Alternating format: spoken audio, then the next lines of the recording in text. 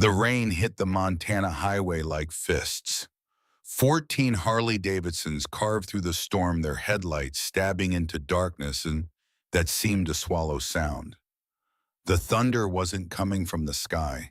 It was coming from the engines. Deep, primal, unstoppable. At the head of the pack rode a man who looked like he'd been assembled from spare parts of violence and regret. 6'2", 240 pounds of muscle gone hard under silver hair, pulled back in a ponytail that whipped in the wind. His beard, once black, had surrendered to gray over 53 years of living the kind of life that leaves marks. On his back, the leather cut bore 3 words in faded white stitching: Hell's Angels. President, Montana. His name was Jericho Calloway. But on the road, in the bars, in the places where normal rules bent until they broke, they called him Jet. And Jet didn't ride through storms, he became them. The convoy didn't slow approaching Hollow Creek, didn't care about speed limits or red lights or the ideas normal people had about how the world should work. Tonight wasn't about rules. Tonight was about blood. The kind that calls you home after 35 years of running. 72 hours earlier, the world had been different, quieter, smaller. The kind of different that lets you pretend the past stays buried. Morning in Hollow Creek arrived the way it always did. Cold, gray, honest about what it was. The sky looked like old dishwater, and the wind carried the smell of pine and poverty in equal measure. Iris Calloway woke at 5:17. Her alarm never went off anymore. Hadn't needed to in 30 years. Her body just knew when it was time to stand up and serve people their coffee and pretend everything was fine. She sat up in the narrow bed of her single-wide trailer. The mattress springs complained. Her knees complained louder. 76 years old, and every single one of them had taken up residence in her bones. She reached for the pill bottle on the nightstand, not the painkillers that made her mind foggy. The other bottle, the one she kept behind the lamp where no one could see. She unscrewed the cap, stared at the label. Chemotherapy pills, stage 4 lung cancer. 8 to 12 weeks, the oncologist had said. Maybe less if the tumors decided to throw a party in her brain. That was 4 weeks ago. So call it 4 to 8 weeks left. A month, maybe 2 if God had a sense of humor. Iris dry swallowed 1 pill, put the bottle back, stood. Her reflection in the mirror looked like a stranger wearing her on. When had she gotten this thin? When had her hair gone from silver to something closer to smoke? The trailer was small enough that you could see the whole thing from the bathroom door. 1 bedroom, a kitchenette she never used because she ate at Rosalie's Diner where she worked. A bathroom where the shower dripped and the mirror told the truth whether you wanted it or not. But the walls, those she'd filled with everything that mattered. Photographs in mismatched frames covered every surface. Her wedding day, 1974. She'd been 26 wearing her grandmother's dress and carrying wildflowers because they couldn't afford roses. Thomas Calloway had been 29, broad-shouldered in his dress uniform, home from the war, with eyes that had seen things he'd never talk about. They'd married 3 weeks after his discharge. 3 weeks of knowing each other and 50 years of love compressed into 21 years before a construction beam fell and took him away. Another photo, Thomas holding a baby, their son, Jericho, born 1971.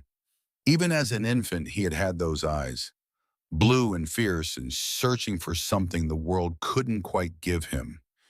In the photo, Thomas was looking at the baby like he'd just discovered the reason he'd survived the war. More photos followed the years. Jet at 6, gap-toothed, holding up a fish that was bigger than his smile.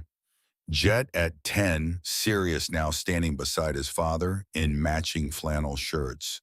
Jet at 15, leather jacket, motorcycle in the background, eyes that had gone from searching to angry to something harder than either. And then nothing. No photos after 18. Just an empty space on the wall where the story stopped. The space where her son disappeared and didn't come back. Iris touched the silver necklace she wore, a simple chain with a single letter J. Jed had made it for her in shop class when he was 12. Soldered the metal himself, wrapped it in newspaper, gave it to her on Mother's Day with hands that smelled like motor oil and hope. So you never forget me, Mom, as if she ever could. She touched the necklace now, the way she did every morning, whispered the same prayer she'd whispered for 35 years. Keep him safe wherever he is. Then she grabbed her purse and walked out into the Montana cold. Rosalie's diner sat on the corner of 5th and Main like it had grown there, like someone had planted a seed in 1989, and this was what bloomed. Red vinyl booths, black and white checkered floors, a long counter with chrome-trimmed stools that spun if you pushed them hard enough. The jukebox in the corner still played actual records, Patsy Cline, Johnny Cash, the kind of music that reminded you what America used to sound like before it got complicated. Above the counter hung a photograph, Rosalie and Iris, 1989, opening day. Two women with their whole lives ahead of them, arms around each other, grinning like they'd just conquered the world. 35 years later, Rosalie still ran the place. She was 72 now, silver-haired and sharp-tongued, with hands that could flip pancakes and tell you to go to hell in the same motion. Iris arrived at 5:45, let herself in through the back door.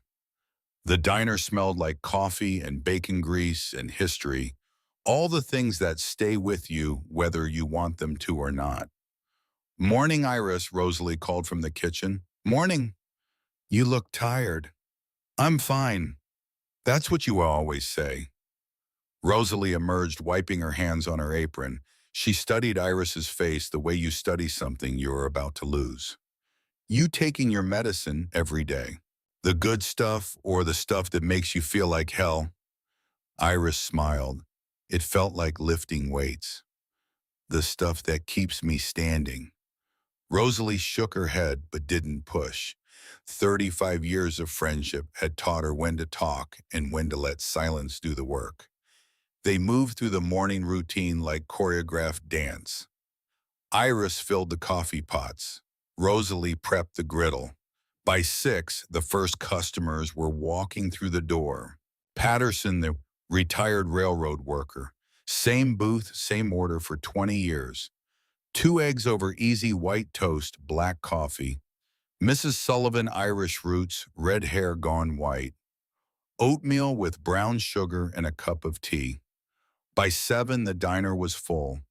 The sound of conversations, clinking silverware, the occasional laugh. This was Iris's world, small, simple, safe. She poured coffee and took orders and smiled at people who'd known her since her hair was dark and her husband was alive. She moved between the tables with practiced efficiency. Her body remembered the rhythm even when her mind got tired, even when the cancer made her chest feel like someone was sitting on it. "Iris, honey, can I get a warm-up?" Frank Morrison called from booth 3. Retired veteran, always polite. She filled his cup. He nodded thanks. "You doing okay, Iris? You look a little pale." "Just didn't sleep well." "Will you take care of yourself? This town needs you." She smiled, moved on to the next table, the next customer, the next moment of her shrinking life. By 9:30, the breakfast rush had ended. Iris leaned against the counter, catching her breath. Her chest felt tight. The cough she'd been fighting for weeks threatened to surface. Rosalie appeared beside her with a glass of water. "Drink." Iris drank. "You should see the doctor again," Rosalie said quietly. "I saw him last month." "And what did he say?" Iris set down the glass, met her friend's eyes. For a moment she almost told her, almost said the words. I'm dying 8 to 12 weeks, maybe less. But then the bell above the door chimed, and everything changed. Four men walked into Rosalie's diner at 9:47 on a Tuesday morning. The first thing you noticed was the money. Designer clothes, expensive watches, shoes that cost more than most people's monthly rent. They moved with the lazy arrogance of people who'd never been told no in their entire lives. The second thing you noticed was the smell. Cologne expensive, but too much of it, like they were trying to cover up something rotten underneath. The leader was tall, early 40s, blonde hair, slicked back, square jaw, the kind of handsome that came from good genes and better dentists. His name was Garrison Aldridge, though Iris didn't know that yet. Behind him came his friends, Fletcher Tate crew, interchangeable rich boys with interchangeable smirks. They took the largest booth without asking, sprawled across the red vinyl like they owned it.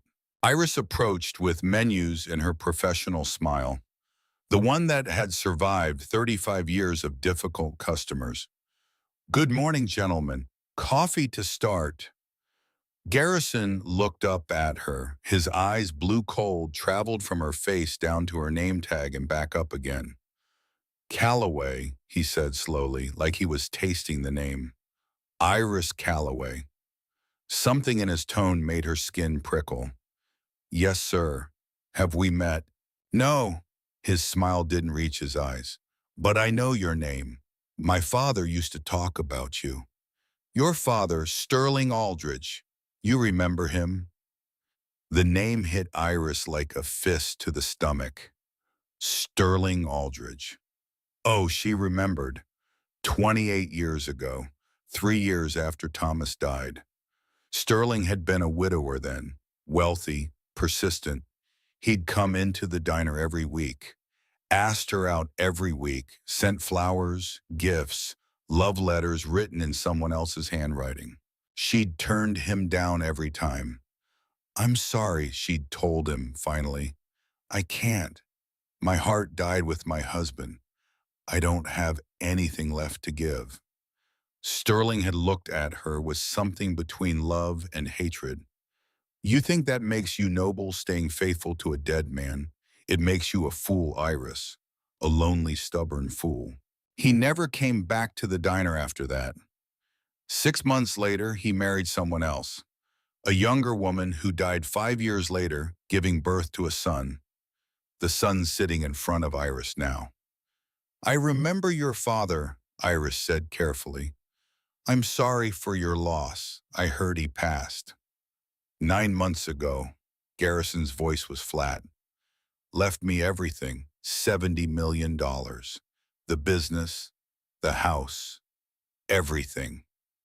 That's wonderful for you. Is it? He leaned back. You know what he told me before he died? He said the biggest mistake of his life was loving a woman who didn't love him back. A woman who thought she was too good for him.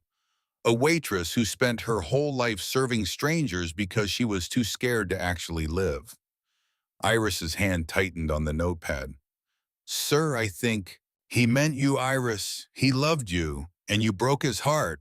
Made him bitter, made him angry, and that anger well. Garrison smiled. He passed it down to me. The diner had gone quiet. Other customers were watching now, sensing something wrong. Rosalie appeared from the kitchen. Is there a problem here? Garrison smiled at her.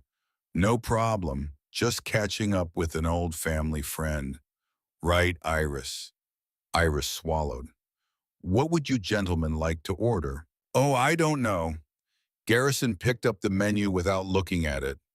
What would you recommend for someone whose father died heartbroken and alone because the woman he loved chose a ghost over a real man? Gasps from the nearby tables. The press of phones being pulled out, cameras being aimed. Garrison, Fletcher muttered. Come on, man. What I'm just asking for a recommendation. He looked at Iris. How about eggs? You can make eggs, right? You've been doing this for what, 35 years? Yes, sir. 35 years as a waitress. Wow. Most people would call that a waste of a life. What would you call it? Iris's hands were shaking now. She pressed the notepad against her chest to hide it. I would call it honest work. Honest, Garrison laughed. My father worked honestly too. Built a business from nothing. And you know what killed him? Not the work, the loneliness, the rejection, the knowledge that the woman he loved looked at him like he was nothing. I never, see, you did. Garrison's voice went cold. And now he's dead. And I'm here, and I think it's time someone taught you what it feels like to be looked down on. He stood up, all 6 feet 1 inch of him. His friends stood too uncertain but loyal. You know what Garrison said? I changed my mind. I don't want breakfast. I want something else. Sir, please, take off your shoe. Iris blinked. What? Your shoe, right foot. Take it off. The diner was silent now, everyone watching. Sir, I don't understand. I said take off your shoe. Now. Garrison, this is crazy, Tate muttered. Garrison ignored him. His eyes were locked on Iris. You made my father beg, made him feel small. Now it's your turn. Take off your shoe. Iris's hands were shaking so hard she could barely hold the notepad. 76 years old, dying of cancer, 35 years of service, and this boy was trying to humiliate her. No, she said quietly. No. Garrison smiled. Okay, different idea. He reached down, took off his own shoe, a Gucci loafer that probably cost $1,200. He held it up like a trophy. See this? It's dirty. Stepped in something outside. He held it out to her. I want you to clean it. I'll get a cloth. No, his voice dropped to a whisper. Lick it. The word hung in the air like poison. What? Iris breathed. You heard me. Lick my shoe clean. Get on your knees and lick it like the dog you are. Rosalie stepped forward. Get out. Get out of my diner right now or I'm calling the police. Garrison didn't even look at her. Call them. My family owns half the police department. You think they'll choose you over me? He turned back to Iris. My father spent his last 10 years bitter and alone because of you. The least you can do is show a little humility. Iris's vision was blurring. The cancer pills made her dizzy sometimes. Or maybe it was fear or shame or the weight of 76 years of trying to do the right thing and ending up here anyway. Please, she whispered, please don't do this. Neil, Garrison said. Garrison, come on, Fletcher began. Neil. The shout echoed off the walls.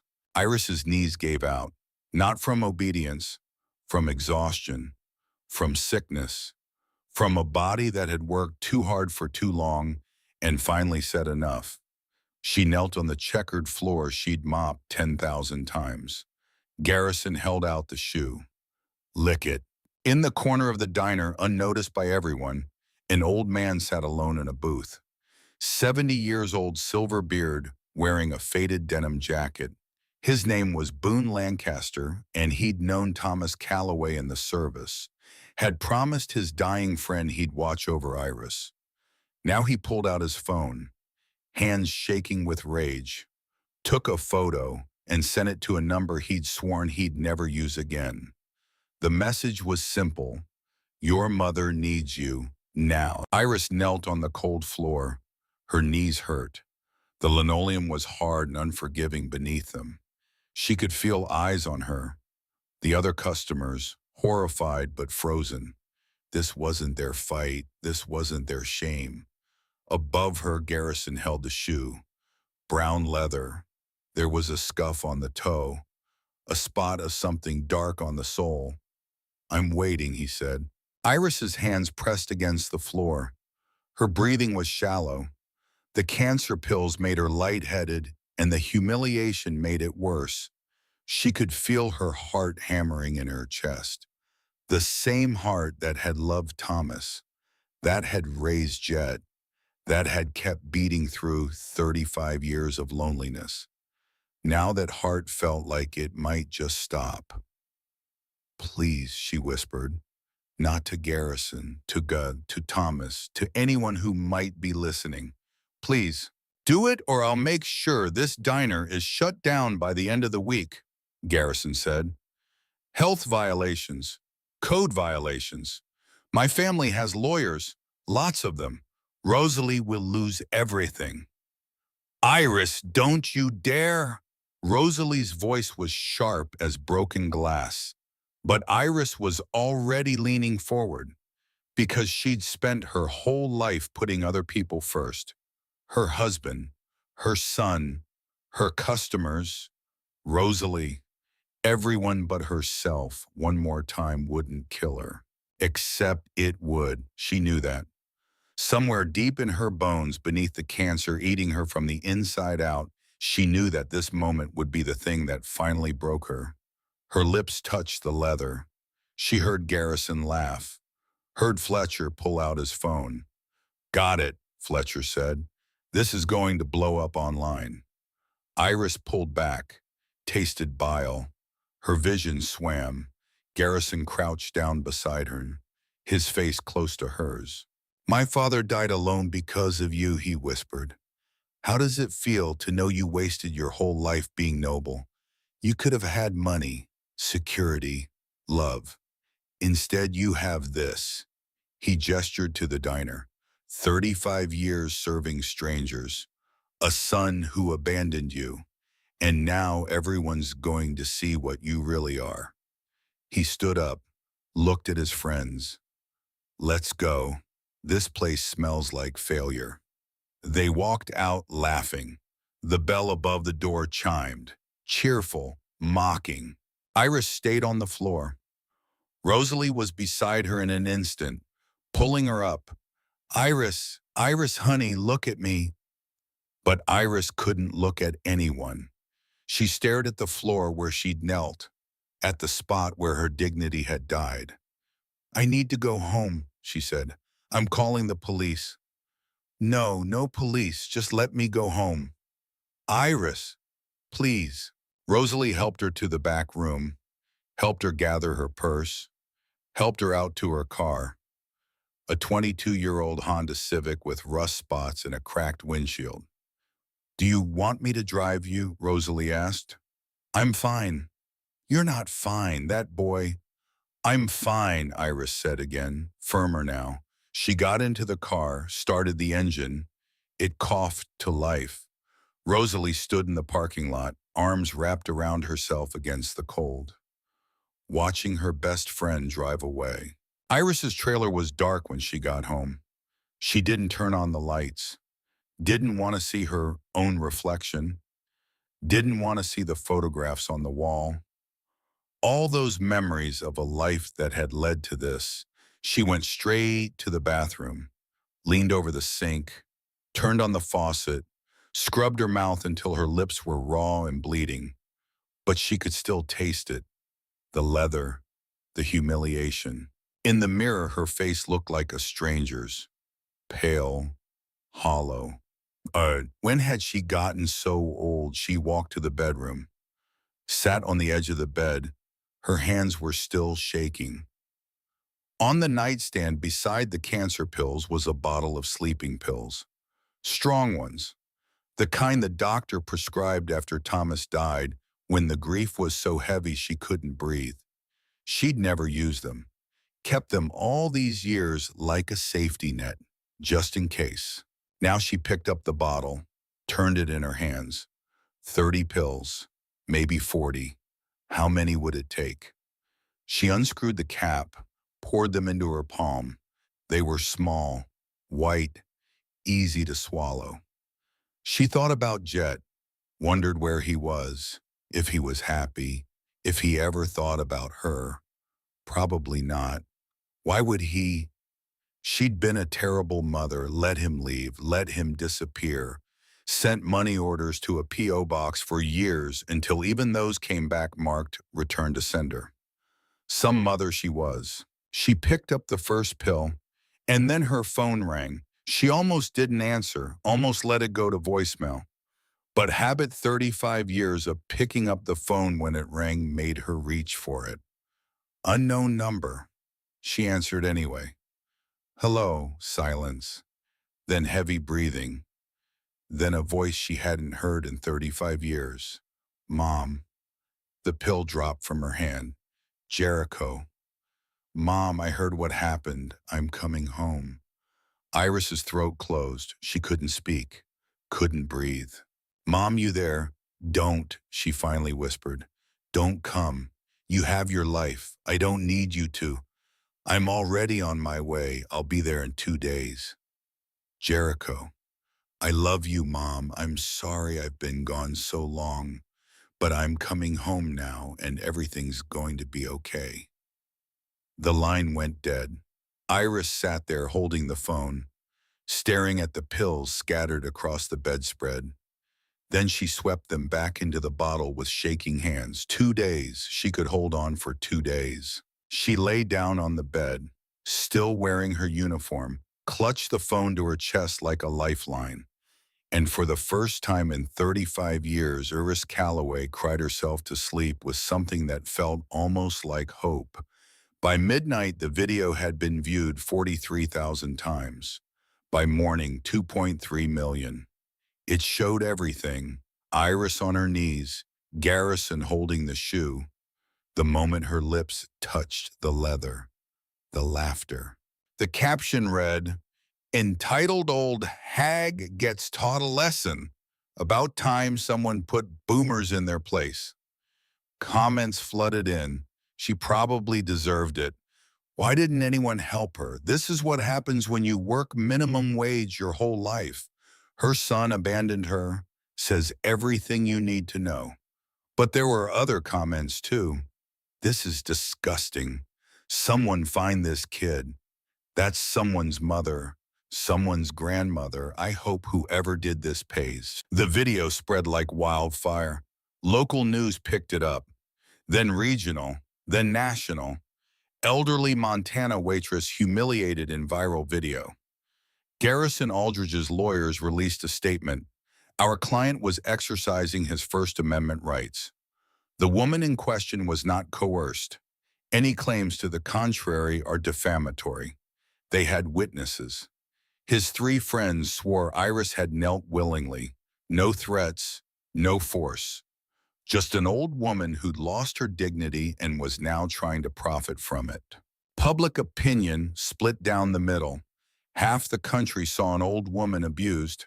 The other half saw a troublemaker getting what she deserved. By the second day, reporters showed up at Rosalie's diner. Cameras, microphones, questions.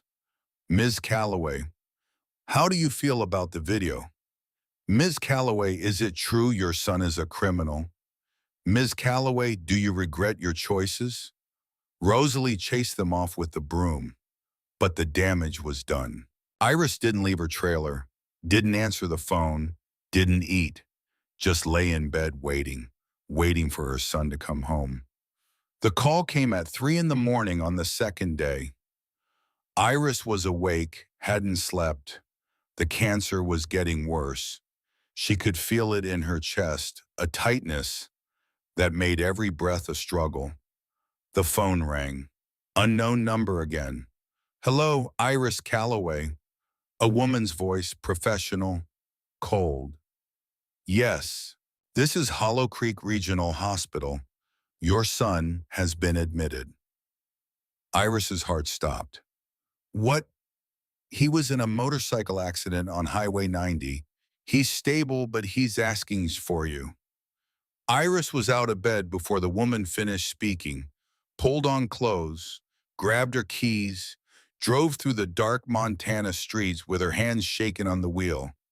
The hospital was bright, too bright, fluorescent lights that made everything look sterile and wrong. She found Jet in room 217. He was sitting up in bed, bandages on his arm, bruise on his face, 3 cracked ribs wrapped tight, but alive, breathing. And oh God, he looked just like his father. Same eyes, same jaw, same broad shoulders, just older now, harder, silver in his hair and lines around his eyes. He looked up when she entered. They stared at each other across 35 years of silence. Mom, he said, and Iris broke. She crossed the room, threw her arms around her son, sobbed into his shoulder like she was the child and he was the parent.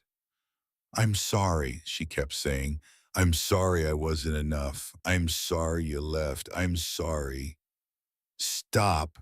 Jet's voice was rough. Stop, Mom. You don't have anything to be sorry for. I was a terrible mother. Well, no, you were perfect. I was the one who ran. I was angry and stupid, and I blamed you for things that weren't your fault. And I couldn't handle it, so I left. Iris pulled back, looked at her son's face. Why didn't you come back? Because I was ashamed. Because every year that passed made it harder. Because I thought you were better off without me. I was never better off without you. Jet's jaw tightened. I saw the video, Mom. I saw what that son of a bitch did to you. It's okay. It's not okay. His voice rose. A nurse looked over. He lowered it again. It's not okay. No one does that to you, not while I'm alive. Jericho, please, don't do anything stupid. I don't have much time left, and I don't want to spend it. She stopped. Jet went very still. What do you mean you don't have much time? Iris looked away. Mom, look at me. She did. What did you mean? And so she told him about the cancer, the pills, the 8 to 12 weeks, the 4 weeks already gone. Jet listened without speaking. His face went very pale beneath the bruises. When she finished, he took her hand. His fingers were rough, calloused, but gentle. Then we don't have any time to waste, he said quietly. What? You said you don't want to spend your last months worrying. Fine. You won't have to, because I'm going to fix this. Jericho, I'm going to make that Aldridge boy understand what he did, and I'm going to make sure you can live your last months with dignity. That's a promise from your son. Iris squeezed his hand. Please, don't do anything that'll put you in prison. I need you here with me. Jet met her eyes, and for the first time since he was 18 years old, he smiled. I won't go anywhere, Mom. I'm home now, for good. The next morning, Iris woke in her own bed. The sun was coming through the thin curtains. Birds were singing. For a moment, she forgot everything. The cancer, the humiliation, the video. Then she remembered Jet. She sat up, heard sounds from the kitchen, smelled coffee. She walked out in her nightgown. Jet stood at the stove making eggs. He'd changed out of the hospital gown into jeans and a black t-shirt. His leather jacket hung over a chair. She could see patches on it. Hell's Angels, Montana, President. He looked up when she entered. Morning, Mom, you want breakfast? Iris started crying again. Jet crossed the room, pulled her into a hug. It's okay, he murmured. I'm here now. Everything's going to be okay. And Iris wanted to believe him, wanted to believe that her son could fix what was broken. But deep down in the part of her that had lived 76 years and buried a husband and raised a child alone, she knew the truth. Some things couldn't be fixed. Some things could only be survived. And some things demanded a reckoning. Outside, 14 motorcycles pulled up to the trailer park. 14 men in leather. 14 members of the Hells Angels Montana chapter. They'd come because their president called. And when Jet Calloway called you, answered, Jet looked out the window, saw his brothers, turned back to his mother. Mom, he said gently, I need to go take care of something, but I'll be back for dinner. Okay? Iris nodded. She didn't ask questions, didn't want to know. Jet kissed her forehead, put on his jacket, walked out into the Montana morning. The sound of engines filled the air, and then they were gone. Iris stood at the window, watched the dust settle, touched her silver necklace, the one with the Joanne prayed. Not for justice, not for revenge, just for her son to come home safe. Because in the end, that was all any mother ever wanted. Jet Calloway sat in a booth at Rosalie's Diner, coffee growing cold in front of him. 7 in the morning. The diner was empty except for Rosalie herself standing behind the counter with her arms crossed, studying him like he was a problem she needed to solve. You look like your father, she said finally. Jet glanced up. People tell me that. He was a good man, stubborn, but good. I know. You broke your mother's heart when you left. Jet's jaw tightened. I know that too. Rosalie poured herself a cup of coffee, came around the counter and slid into the booth across from him. Up close, he could see how much she'd aged. 72 years old, lines around her eyes, hands that trembled slightly from arthritis. But her gaze was steady, sharp as a knife. What are you planning to do? She asked. I don't know yet. That's a lie. Men like you always know. You're just deciding whether to tell me. Jet almost smiled. You always this direct. I've known your mother for 35 years. Watched her work herself to the bone. Watched her cry over you more times than I can count. So yes, I'm direct. Because whatever you're planning, it better not make things worse for her. I'm not going to make things worse. Garrison Aldridge has money, lawyers. His family practically owns this town. If you go after him, you'll lose. And Iris will be the one who pays. Then I won't lose. Jet, tell me about him. Jet interrupted. Garrison, what's his story? Rosalie sighed, sat back. His father Sterling was obsessed with your mother. This was years ago, maybe 28 years, after your dad died. Sterling was a widower, rich, powerful, thought money could buy anything, including my mother. He tried, came in here every week, flowers, gifts, love letters. Your mother turned him down every time, said she couldn't love anyone else, that her heart died with Thomas. Jet's hand tightened around the coffee cup. He'd never known this, never knew his mother had turned down a second chance because she couldn't let go of the first. Sterling didn't take it well, Rosalie continued. Got bitter, mean, started saying things about Iris around town, that she was stuck up, thought she was too good for everyone. He remarried eventually, but the marriage was cold.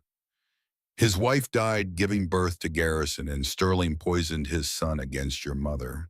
From what I heard, yes. Sterling spent Garrison's whole childhood talking about how the Calloway family ruined his life, how Iris was a cruel woman who chose pride over love. Rosalie shook her head. Sterling died 9 months ago, left Garrison everything, and apparently Garrison decided to finish what his father started. Jet stood up, put money on the table for the coffee. Where are you going? Rosalie asked. To have a conversation. Jet, please. Think about Iris. She's dying. The doctors gave her maybe 8 weeks. Don't spend those weeks in prison because you did something stupid. Jet looked at her. I've spent 35 years away from my mother. I'm not spending the next 8 weeks watching her suffer while the man who humiliated her walks free. So what, you're going to kill him? No. Jet pulled on his jacket. The patches caught the morning light. Hell's Angels. President, Montana. I'm going to make him wish I had. He walked out. The bell above the door chimed. Rosalie sat alone in the booth staring at the money he'd left. $20 for a $2 coffee, just like his father used to do. Jet's phone rang as he climbed onto his Harley. He checked the screen. Colt Driscoll, his vice president, his second in command, his brother in everything but blood. Yeah, Jet? Colt's voice was rough from too many cigarettes and too many years on the road. We got a problem. Talk. Sheriff called. Says if you go after Garrison Aldridge, he'll arrest you on sight. Says he's got orders from the mayor's office. Jet started the engine. The Harley roared to life. The mayor's office. Garrison's family donates heavy to every campaign in this county. They own people. Cops. Judges. You touch him, you'll go down hard. Let them try. Brother, listen to me. I know you're angry, but we got 14 guys depending on this chapter. We got businesses. We got families. You can't just... Colt. Jet's voice went quiet. Dangerous. My mother is dying. Some rich kid made her kneel on the floor and lick his shoe. Then he put it on the internet for the world to see. So I need you to tell me right now, are you with me or not? Silence on the line. Then always, brother, what do you need? Information. I need to know everything about Garrison Aldridge, where he lives, where he goes, who he talks to, everything. I'll make some calls. And Colt, tell the boys to stay ready. I might need them. You got it. Jet hung up, sat on his bike for a moment, engine rumbling beneath him. He'd built the Montana chapter from nothing.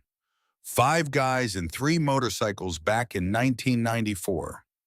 Now they were 48 strong. They ran legitimate businesses, custom bike shops, security services, a bar in downtown Hollow Creek. Sure, they'd bent some rules over the years, moved some merchandise that probably shouldn't have been moved, had some conversations with people who probably shouldn't have been conversed with. But they weren't monsters. They were brothers, bound by loyalty in the open road and the understanding that when the world kicked you down, you had people who'd help you stand back up. Garrison Aldridge was about to learn what happened when you kicked the wrong person. By noon, Jet had the information he needed.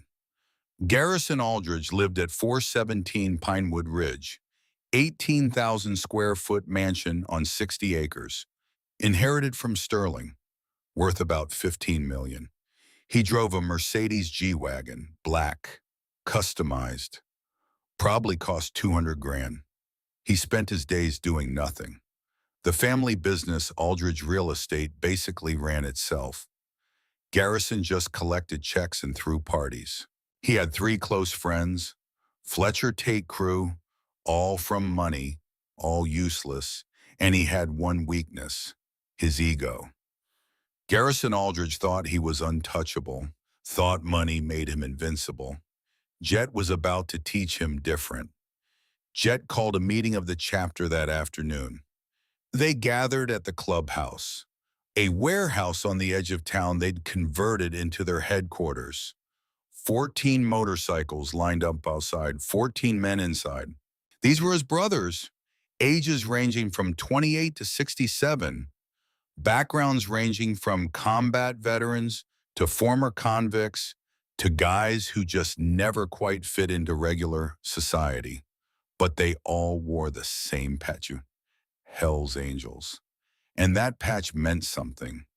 It meant loyalty, honor, family. Jet stood at the head of the long table. Colt sat to his right. The others filled in around them. Most of you have seen the video, Jet began. The woman in that video is my mother, Iris Calloway. She's 76 years old. She's dying of cancer. And some rich piece of shit thought it would be funny to humiliate her. Silence in the room, hard faces, harder eyes. I want him to pay, Jet continued, but I need to do this smart. We can't just roll up to his house and beat his ass. That'll get us all arrested and my mother needs me, so we're gonna do this different. How? Asked Gunnar Morrison, a thick-shouldered man in his 50s. We're going to give him a choice. I'm going to offer Garrison Aldridge a deal. He apologizes to my mother, publicly, gets on his knees the way she had to, says he's sorry. Then he leaves Montana. Forever. And if he refuses, asked Wilder Kane, late 30s, covered in tattoos. Jet's smile didn't reach his eyes. Then I'll make sure he wishes he hadn't. Jet, Colt said carefully, you know the law's not on our side here. Garrison's got lawyers, money, connections. If you go after him, I know the risks. Do you? Because last I checked, assaulting a millionaire gets you 20 years in state prison, and your mother doesn't have 20 years. The room went quiet. Jet sat down, rubbed his face. I know all of that, but I can't just do nothing. We're not saying do nothing, said Hank Prescott, the oldest member at 67, former Army chaplain. We're saying be smart. Your father was a soldier. He understood that some battles you win with force and some you win with strategy. What are you suggesting? Hank leaned forward. Garrison Aldridge embarrassed your mother on camera. So we embarrass him on camera. We don't touch him, don't threaten him. We just follow him, document everything he does. And when he inevitably does something stupid, because men like him always do, we make sure the world sees it. Jet considered this. You want to surveil him. I want to expose him. Men like Garrison think they're invincible because nobody's ever held them accountable. So we become the accountability. That could take weeks, months. My mother doesn't have that kind of time. Then we speed things up, Colt said. We push him, make him nervous, make him sloppy. Sooner or later he'll crack. Jet looked around the table, saw his brothers nodding. All right, he said finally, we do it smart. But if he so much as looks at my mother wrong again, smart goes out the window. Understood. Understood, they said as one. The surveillance started that night. 2 guys on Garrison's house at all times, rotating shifts, cameras with long lenses, audio equipment, the works. They documented everything. Garrison leaving for dinner at 8, Garrison coming home drunk at 2, Garrison meeting with his lawyer, Garrison getting a massage, Garrison doing absolutely nothing useful with his inherited millions. But they needed more than that. They needed something damning. So Jet made a call. Sheriff Wade Brennan had been a cop in Hollow Creek for 40 years.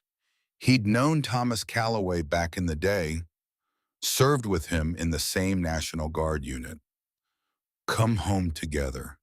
Been best man at each other's wedding. When Thomas died in that construction accident in '95, Wade had been one of the pallbearers. He'd promised his friend he'd watch over Iris and Jet. He'd failed on the Jet part. The boy had run off before Wade could stop him. But he'd kept an eye on Iris, made sure she was safe, made sure nobody bothered her, until Garrison Aldridge came along. Now Wade sat across from Jet in a booth at a truck stop diner 10 miles outside Hollow Creek. Neutral territory. I can't help you, Wade said. I'm not asking you to. Then why am I here? Jet pushed a folder across the table. Because I want you to know what I'm planning, and I want you to have the option to look the other way. Wade opened the folder. Inside were photos. Garrison Aldridge meeting with known drug dealers. Garrison Aldridge buying cocaine in a parking lot. Garrison Aldridge driving drunk. Where did you get these? Does it matter? Yes. If you obtained them illegally. We took pictures of a man in public places doing illegal things. There's no expectation of privacy in a public place. Sheriff, you taught me that. Wade closed the folder. What do you want from me? I want you to arrest him for the drugs, the drunk driving, whatever sticks. These photos won't hold up in court. His lawyers will argue entrapment, illegal surveillance. They'll get everything thrown out. I don't need him convicted. I just need him arrested. I need him to understand that money doesn't make him bulletproof. Wade was quiet for a long moment. Your mother came to see me yesterday. Jet looked up. What? She asked me to protect you. Said she knows you're planning something. Begged me not to let you throw your life away. I'm not throwing my life away. Aren't you? You're talking about going after one of the richest families in Montana. They'll crush you. And then what? You'll be in prison and Iris will spend her last days alone? Again? Jet's hands clenched into fists. So what am I supposed to do? Nothing, let him get away with it. I'm not saying that. I'm saying think about what your mother needs. She doesn't need revenge. She needs you. She needs justice. Justice and revenge aren't the same thing. Sometimes they are.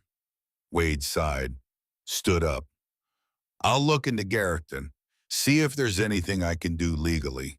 But Jet, don't do anything stupid. Your father made me promise to watch over you. I've already failed him once. Don't make me fail him again. He left the folder on the table and walked out. Jet sat alone staring at the photos. Wade was right, he knew that. But knowing something and accepting it were two different things. 3 days passed. Jet spent them with Iris, cooking meals, watching old movies, talking about everything except the cancer and Garrison Aldridge. She looked thinner, paler. The cough was getting worse. On the third night, she had a seizure. Jet called the ambulance, rode with her to the hospital, held her hand while the doctors ran tests. The oncologist was a young woman with kind eyes and terrible news. The cancer has spread to her brain, she said. We can try radiation, but at this stage, how long, Jet asked? Weeks, maybe a month if we're lucky. Iris was asleep in the hospital bed. Machines beeped around her. An IV dripped something into her arm that was supposed to help with the pain. Jet sat beside her, held her hand. This woman who'd raised him, who'd worked herself to the bone to give him a life, who'd loved him even when he didn't deserve it. And he'd wasted 35 years. 35 years he could never get back. His phone buzzed. Text from Colt. We got something. You need to see this. Jet looked at his mother, sleeping, dying. Then he kissed her forehead and left. The clubhouse was packed when Jet arrived. All 14 guys were there, plus a few extras, friends of friends, people who'd heard what was happening and wanted to help. Colt met him at the door. We got him. Got him how? Colt led him to a laptop, pulled up a video. It showed Garrison Aldridge in his mansion, drunk, ranting to his friends. That old bitch thought she could embarrass my family, Garrison slurred in the video. My father wasted his life loving her. Well, I showed her. I showed the whole world what she really is. A nobody, a nothing. Fletcher's voice. Dude, you need to chill. That video is everywhere. People are pissed. Let them be pissed. What are they going to do? I'm untouchable. My family owns this town. That old woman and her criminal son can't touch me. The video cut off. Jet stared at the screen. Where did you get this? Wilder installed a bug in Garrison's house. I know it's illegal, but we needed proof that he knew what he was doing. That it wasn't just some drunken mistake. He's confessing to intentionally humiliating her. Exactly. And if this gets out, Jet thought about it, about releasing the video, about watching Garrison's life explode on social media the way Iris's had. It would be justice, public, immediate, but it wouldn't be enough. No, Jet said, we don't release it, not yet. Why not? Because I want to look him in the eye when his world falls apart. I want him to know exactly who did this to him and why. Colt nodded slowly. So what's the plan? Jet smiled. I'm going to pay Garrison a visit. Brother, I won't touch him. I just want to talk. But I need you and the guys ready. If things go sideways, I might need backup. You know, this is crazy, right? Yeah, Jet said. I know. Garrison Aldridge's mansion sat on a hill overlooking Hollow Creek. It was after midnight when Jet arrived. The gate was closed but not locked. Sloppy, arrogant. Garrison probably thought nobody would dare come to his house uninvited. Jet walked up the long driveway. His boots crunched on gravel. No guards, no eyes. Just a mansion lit up like Christmas and a man who thought he was safe. The front door was locked. Jet knocked. No answer. He knocked again, harder. A light came on upstairs. A minute later, Garrison appeared at the door in pajama pants and a Rolex, hair messy, eyes bloodshot. What the fuck? He said when he saw Jet. We need to talk. Are you insane? Get off my property or I'm calling the cops. Call them. I'll wait. Garrison stared at him. Jet was bigger, older, covered in leather and scars and the kind of quiet danger that made smart people step back. But Garrison wasn't smart. He was rich. And rich people thought money was armor.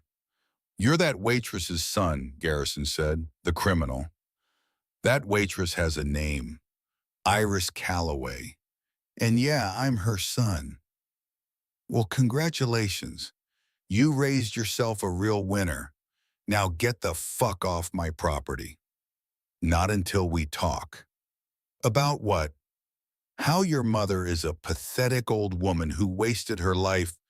Jet's jaw clenched, but he kept his voice calm. I'm here to make you an offer. I don't want anything from you. You're going to want this. See, I know things about you, Garrison. I know about the cocaine you buy from that dealer on Fifth Street. I know about the DUI that your lawyers made disappear. I know about the woman you assaulted at that party last year who was paid off to keep quiet. Garrison went pale. You're bluffing. Am I? Jet pulled out his phone, showed Garrison the photos, the videos, everything. Garrison's hands shook as he scrolled through them. Where did you get these? Doesn't matter. What matters is what I do with them. I can release these to every news outlet in Montana. Make you famous for all the wrong reasons. Or what? Or you do exactly what I say. You go to the hospital where my mother is dying, you get on your knees, you apologize. Publicly, with cameras rolling. You tell the world that you were wrong, that you're sorry, and then you leave Montana forever. Sign over your properties to charity, give away your inheritance, and you never come back. Garrison laughed. It was a wild, desperate sound. You're out of your mind. I'm not doing any of that. Then I'll destroy you. With illegal surveillance, my lawyers will eat you alive. I'll sue you for everything you have. I'll have you arrested. You'll do nothing, Jet interrupted, because you're a coward just like your father. He couldn't handle rejection, so he turned bitter and poisoned you with his hatred. And you couldn't handle your own emptiness, so you decided to hurt an old woman to feel powerful. But you're not powerful, Garrison. You're pathetic. Garrison's face went red. Get out.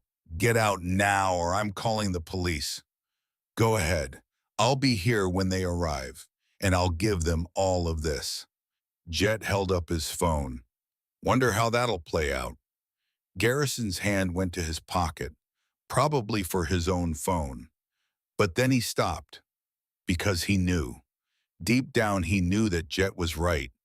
Money could buy lawyers, could buy silence, could buy a lot of things, but it couldn't buy back dignity once it was gone. You have 48 hours, Jet said. After that, every news outlet in America gets these files. Your choice. He turned and walked away. Garrison stood in the doorway, shaking with rage and fear and something that might have been shame. Jet was halfway down the driveway when the first gunshot rang out. The bullet hit the gravel 2 feet to his left. He spun around, saw Garrison standing on the porch with a pistol, shaking, crying, aiming. "You don't get to threaten me," Garrison screamed. "Nobody threatens me." Jet stood perfectly still. "Put the gun down, Garrison." "Fuck you. Fuck you and your dying mother and this whole shitty town." Another shot, this one closer. Jet's hand moved to his own waistband. He carried a .45. Always had, but he didn't draw it. Because if he shot Garrison Aldridge, even in self-defense, his mother would spend her last days visiting him in prison. "Last chance," Jet said calmly. "Put it down." Garrison fired again. This time the bullet grazed Jet's shoulder. Pain exploded through his arm. Blood welled up, soaking through his shirt, but he didn't move. And then from the darkness, headlights blazed to life. 14 motorcycles roared up the driveway. 14 men in leather dismounted, surrounded Garrison. Colt walked up to the porch, looked at Garrison, looked at the gun. "That was a mistake," he said quietly. Garrison swung the gun toward Colt. "Stay back, all of you, stay back." "You just shot our president," Colt said. "You know what happens now." Sirens in the distance, getting closer. Someone had called the cops. Jet's phone rang. "Sheriff Wade." "Jet, tell me you're not at Garrison Aldridge's house right now." "Can't do that, Sheriff." "God damn it, we got a call about gunshots. I'm 2 minutes out. If you're still there when I arrive, I have to arrest you." "Understood." Jet hung up, looked at his brothers. "Let's go." "But he shot you," Wilder started. "I said, let's go." They mounted their bikes, engines roared, and they disappeared into the night just as the police cars came screaming up the hill. Sheriff Wade found Garrison Aldridge sitting on his porch steps crying. The gun lay on the ground beside him. 3 shell casings scattered in the gravel. Blood on the driveway where Jet had been standing. "He threatened me," Garrison sobbed. "That biker threatened me. I was defending myself." Wade looked at the scene, looked at Garrison, thought about his promise to Thomas Calloway. "Where is he now?" Wade asked. "He left, with his gang. They surrounded me. They were going to kill me, I swear." "Did they touch you?" "What? Did any of them lay a hand on you?" Garrison hesitated. "No, but they would have if you hadn't shown up." Wade picked Goran, checked the magazine. 3 rounds fired. "You fired 3 times at an unarmed man," Wade said. "He was threatening me." "With what words?" Wade's voice was hard. "Garrison, you just committed assault with a deadly weapon. I have to take you in." "What?" "No, he came to my house. You have the right to remain silent." And as Wade read Garrison his rights as he cuffed the sobbing, spoiled man-child who thought money made him invincible, Wade thought about Iris Calloway, about justice, about how sometimes it came slow, and sometimes it came exactly when it was supposed to. Iris woke in her hospital bed to find Jet sitting beside her. His shoulder was bandaged. His face was pale. Blood had seeped through his shirt before the nurses changed it. "What happened?" she whispered. "Nothing, just a misunderstanding." "You're hurt." I'm fine, Mom. She studied his face, saw the truth in his eyes. What did you do? I made Garrison Aldridge understand that actions have consequences. Jericho, he's in custody. Sheriff Wade arrested him for assault with a deadly weapon. He'll probably make bail by tomorrow, but his lawyers are going to have a hard time explaining why he shot an unarmed man on his own property. Iris closed her eyes. This is what I was afraid of, that you'd throw away your future for me. I didn't throw anything away. I just balanced the scales. At what cost? Jet took her hand. Mom, I've spent 35 years running from you, from Dad's death, from everything. I'm done running. Whatever happens next, I'm staying with you for as long as you need me. Tears rolled down Iris's cheeks. I don't want you in prison. I won't be, I promise. You can't promise that. Yes, I can, because I'm not going to do anything else stupid. I'm going to spend every day I have left with you. That's it. That's all I want. Iris squeezed his hand. I love you. I never stopped. I know, Mom. I know. They sat in silence. Mother and son, reunited after decades apart. Outside, the sun was rising over Montana, and for the first time in a very long time, Iris Calloway felt something she thought she'd lost forever. Hope. Garrison Aldridge made bail in 6 hours. $200,000, pocket change for a man who'd inherited $70 million. His lawyers, 3 of them, all wearing suits that cost more than most people's cars, had him out before lunch. The assault charge was real. 3 shots fired at an unarmed man, blood evidence on the driveway, shell casings, witnesses who heard the gunfire. But Garrison's story was simple. Self-defense. A dangerous biker gang leader had trespassed on his property, had threatened him. He'd feared for his life. The fact that Jet Calloway was the president of a Hells Angels chapter just made Garrison's story more believable. By the time Garrison walked out of the county jail, his PR team had already started working. Social media posts, carefully worded statements, photos of Garrison looking scared and vulnerable. The narrative was shifting, and Jet knew it. Jet sat in the clubhouse ice pack against his bandaged shoulder, watching the news on the flat-screen TV mounted to the wall. Garrison Aldridge, son of late real estate mogul Sterling Aldridge, was released on bail this morning after an incident at his home.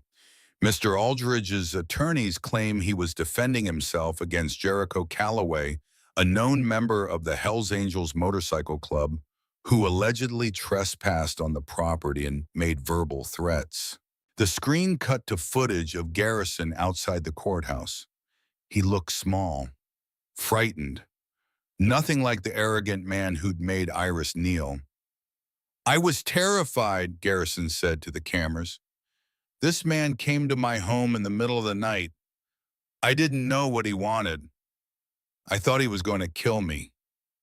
Colt stood beside Jet, arms crossed. He's playing the victim. Of course he is. And people are going to believe him. Rich kid versus biker gang. We know how that story ends. Jet didn't respond, just watched as Garrison's lawyer stepped forward. My client is a law-abiding citizen who has never been in trouble with the law. He was forced to defend himself against a dangerous individual with a documented criminal history. We will be pursuing charges against Mr. Calloway for trespassing, criminal threatening, and harassment. Additionally, we are exploring civil remedies. The lawyer smiled at the cameras. Sharks always smiled before they bit. Jet turned off the TV. So what now? Asked Gunner, leaning against the pool table. Now I do what I should have done from the start, Jet said. I go to Sheriff Wade. I tell him everything, the surveillance, the videos of Garrison confessing, all of it. That evidence was obtained illegally, Colt reminded him. Wade can't use it. He doesn't have to use it in court. He just needs to know the truth. And he needs to know I'm willing to face consequences. What consequences? Jet stood up. The kind I should have faced 35 years ago. Sheriff Wade Brennan's office smelled like coffee and old paperwork. He looked up when Jet walked in. Sighed. I was wondering when you'd show up. We need to talk. Yeah, we do. Wade gestured to the chair across from his desk. Sit. Jet sat. His shoulder throbbed where the bullet had grazed him. The doctors had cleaned and bandaged it, but it would scar. Add it to the collection. Garrison's lawyers are pushing for charges, Wade said. Trespassing, criminal threatening. They want you in jail. I know. Did you threaten him? I gave him a choice.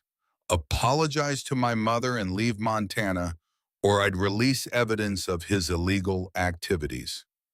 That's extortion. I call it justice. Wade leaned back in his chair. It creaked under his weight. He was 62 years old, gray-haired, tired. He'd been enforcing the law in Hollow Creek for 40 years.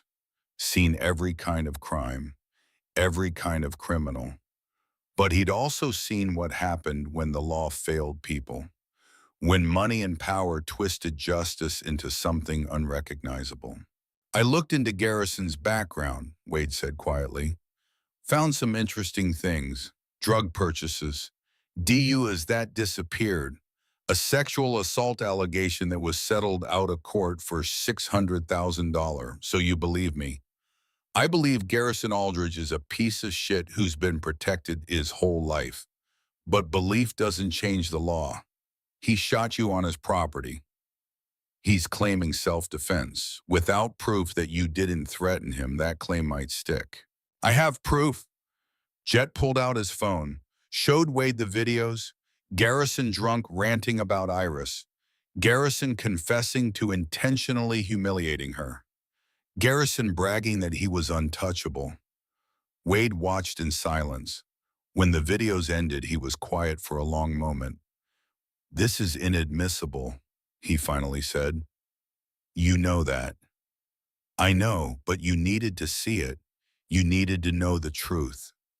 The truth doesn't matter if I can't prove it in court. Then don't use it in court. Use it to understand what kind of man Garrison is. And use it to understand what I'm about to do. Wade looked up sharply. What are you about to do? I'm going to confess. To what? Everything, every illegal thing the Montana chapter has done in the past 20 years. The smuggling, the extortion, the fights, all of it. Wade stood up. Jet, don't be stupid. I'm not being stupid. I'm being smart. Garrison wants me in jail. Fine. I'll go to jail, but not for threatening him, for crimes I actually committed. Real crimes with real consequences. You'll go away for 15 to 20 years. I know. Your mother is dying. You'll be in prison when she... Wade couldn't finish the sentence. I know that too, Jet said quietly, but this is the only way. If I confess, if I take responsibility for everything I've done, then Garrison loses his narrative. He can't play victim against a man who's already admitted his crimes. And more importantly, the press will start asking questions. Why is a convicted felon confessing to everything except the one thing Garrison claims? Why would I admit to 20 years of crime but lie about making a threat? Wade sat back down slowly. You're going to sacrifice yourself to expose him. I'm going to pay for my crimes, and in doing so, I'm going to make sure the world sees Garrison for what he really is. This is insane. This is justice, the only kind available to people like me. Wade was quiet for a long time. Outside, Hollow Creek went about its day. Cars driving, people working, the ordinary business of an ordinary town. Your father would have hated this, Wade said finally. My father died believing in a country that protected the weak and punished the powerful. He was wrong. but I can at least make sure one powerful man faces consequences. At the cost of your freedom. I've been free for 35 years, and I wasted every minute of it running from the one person who mattered. My mother has weeks left, maybe a month. I can give her justice. I can give her the satisfaction of knowing her son finally did the right thing. That's worth more than freedom. Wade rubbed his face. If you do this, I can't protect you. I'm not asking you to. The DA will throw the book at you, 25 years minimum. I know. And your mother will die while you're in prison. Jet's voice cracked. I know. Wade stood, walked to the window, looked out at the town he'd sworn to protect. There's another way, he said quietly. What way? Let me investigate Garrison properly, legally. Give me time to build a real case. How much time? A few months? Maybe 6. My mother doesn't have 6 months. I know. So we speed it up. How? Wade leaned forward. Garrison is sloppy, entitled. He thinks he's untouchable. If we push him, making him nervous, he'll make mistakes. And when he does, I'll be there to document them. That's not enough, Jet said. We need something bigger, something that can't be dismissed or buried by lawyers. Boone Lancaster spoke up. He'd been quiet until now, sitting in the corner watching. Wade had asked him to come. What if we give him what he wants? Boone said. Everyone turned to look at him. What do you mean? Jet asked. Garrison wants to humiliate Iris. He wants the world to see her as weak. What if we let him try again, but this time we're ready? Cameras, witnesses, everything documented and legal. You want to use my mother as bait. I want to give Garrison enough rope to hang himself. The first video went viral because it was shocking. A rich kid humiliating an old woman. But it's been weeks now. People have moved on. Garrison got away with it. But if he does it again, if he shows the world that he learned nothing, that he's still the same entitled brat, that's a different story. That's not a mistake. That's a pattern. Colt shook his head. That's too risky. What if something goes wrong? What if he hurts her? We'll be there, Boone said. All of us. We'll make sure she's safe. Jet looked at Wade. What do you think? I think it's dangerous. But it might work if Garrison takes the bait, if he's stupid enough to confront Iris again. He will be, Jet said. His ego won't let him walk away. He thinks he won. He thinks he humiliated her and got away with it. But deep down, he knows people are watching, judging, and he'll want to prove he's not afraid. So we set a trap, Colt said slowly. Make it public. Make it impossible for Garrison to resist. Jet nodded. We organize an event, a memorial for my father. Invite the whole town, the press, everyone. Make it clear that Iris will be there, that she's not hiding, not ashamed. And when Garrison shows up, if he shows up, Wade interrupted, there's no guarantee he'll take the bait. He will, Jet said, because men like Garrison can't stand being ignored. And a public memorial for a veteran with the whole town watching, he'll see it as a challenge, a chance to prove he's still in control. And if he doesn't, Gunner asked, then at least my mother gets to honor my father's memory. At least she gets one last good day surrounded by people who care about her. The room was quiet. Finally, Colt spoke. When? This weekend, Saturday, we'll hold it at Rosalie's Diner. Make it casual, open to everyone, food, music, stories about my dad. I'll spread the word, Boone said.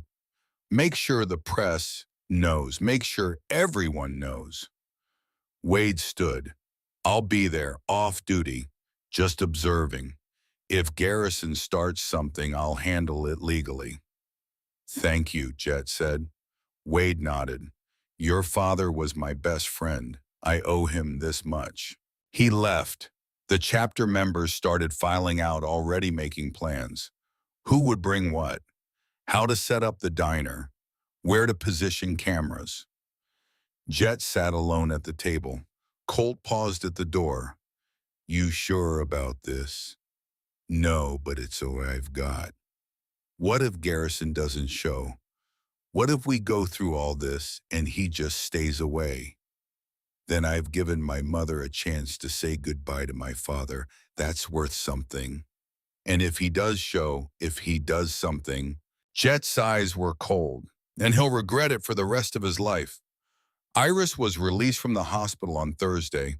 Jet drove her home to the trailer, helped her inside. The place felt smaller than he remembered, darker, like it had shrunk around his mother's illness. I was thinking, Iris said as she settled onto the couch, maybe we could go through some of your father's things. I've kept them all these years. Boxes in the closet, his uniforms, his medals, his letters. I'd like that. They spent the afternoon sorting through memories. Thomas Calloway's dress uniform still crisp after all these years. His combat boots worn and scuffed. His dog tags on a chain that Iris had kept around her neck for 15 years before finally putting them away. There were letters, too, dozens of them, letters Thomas had written to Iris during his deployment. Love letters, longing letters, letters full of dreams about the life they'd build together. He wanted a big family, Iris said, holding one of the letters. 4 or 5 kids, a house with a yard, a duckgum. He had it all planned out. What happened? I had complications after you. The doctor said I couldn't have more children. She smiled sadly. Thomas said it didn't matter. Said you were enough. More than enough. And you were. Jet looked at a photograph, his father in uniform, young and strong, standing beside a jeep somewhere in the desert. He looked happy, confident, like a man who believed the world was good. Did the war change him? Jet asked. Yes, not in ways you'd expect. He didn't come back angry or violent. He came back quiet, thoughtful, like he'd seen things that made him question everything he'd believed. Like what? He never said exactly. But I remember one night, maybe a year after he got back. He was holding you. You were just a baby. And he looked at me and said, I killed men over there, Iris. Good men. Men with families. And for what? For politics. For oil. For reasons I still don't understand. And then he cried. Just held you and cried. Jet was quiet. He made me promise something that night, Iris continued. He made me promise that if anything ever happened to him, I'd make sure you understood that violence doesn't solve problems. It just creates new ones. That real strength is knowing when to fight and when to walk away. I haven't been very good at walking away. Neither was he. That's what killed him. He saw those men trapped in that construction collapse. He knew the building was unstable, but he went in anyway, saved 3 men. The 4th beam fell before he could get out. Jet had heard this story before, but hearing it from his mother in this moment felt different. He died a hero, Jet said. He died unnecessarily. Those men would have been saved by the fire department. But Thomas couldn't wait, couldn't let someone else do it. He had to be the hero. Iris looked at Jet, just like you're trying to be now. Mom, I know what you're planning, the memorial, the trap for Garrison. Boone told me everything. Jet sighed. Of course he did. I'm not going to be bait, Jet. You're not using me to get to Garrison. You're not bait. You're a woman honoring her husband's memory.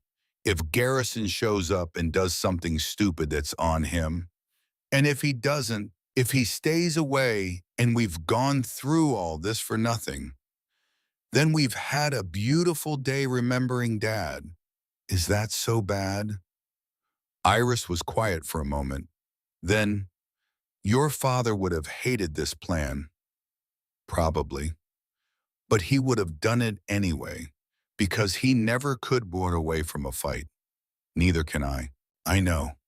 She reached out, touched Jet's face. You're so much like him. It terrifies me. I'm not going to die, Mom. No, but you're going to get hurt. And I'm going to have to watch, and I don't know if my heart can take that. Jet took her hand, kissed it. I love you, Mom. I love you too, baby. More than you'll ever know. They sat together as the sun set outside the trailer, and Jet prayed that his plan would work. Because if it didn't, he'd have nothing left to give his mother except broken promises and wasted time. Saturday arrived cold and clear. Rosalie's diner had been transformed. American flags hung from the ceiling. Photos of Thomas Calloway in uniform covered the walls. A table near the entrance displayed his medals, his dog tags, his Purple Heart. The entire town showed up, veterans in their dress uniforms, families with children, old friends who remembered Thomas, strangers who'd seen the viral video and wanted to show support. The press was there too. 3 local news stations, 2 newspapers, even a crew from a national morning show that had picked up the story. Iris sat in a place of honor near the front.